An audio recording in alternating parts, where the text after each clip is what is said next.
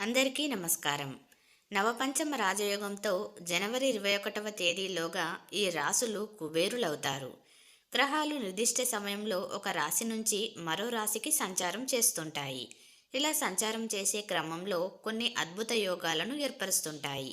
జనవరి 15వ తేదీన గ్రహాల రాకుమారుడు బుధుడు వరుణుడు 120 డిగ్రీల కోణంలో కలుసుకోబోతున్నాయి. దీన్ని ఒక అద్భుతమైన పరిణామంగా జ్యోతిష పండితులు చెబుతున్నారు. దీనివల్ల ఏర్పడే యోగాన్ని నవపంచ రాజయోగం అంటారు. కొన్ని రాసులకు ఈ యోగం వల్ల ఆర్థికంగా కలిసి రాబోతుంది. ఎప్పటి నుంచో అవ్వని పనులు కూడా పూర్తవుతాయని పండితులు తెలియజేస్తున్నారు. అందులో మొదటి రాశి మిథున రాశి. ఉద్యోగస్తులకు వేతనాలు పెరగడంతో పాటు పదోన్నతులు ఉన్నాయి. భారీ మొత్తంలో ఆదాయం పెరుగుతుంది. కుటుంబ వ్యాపారం చేసేవారికి, ఇతర వ్యాపారాల్లో ఉన్నవారికి మంచి లాభాలు ఉన్నాయి. ఆర్థికంగా గతంలో కంటే ఇప్పుడు బాగా బలపడతారు.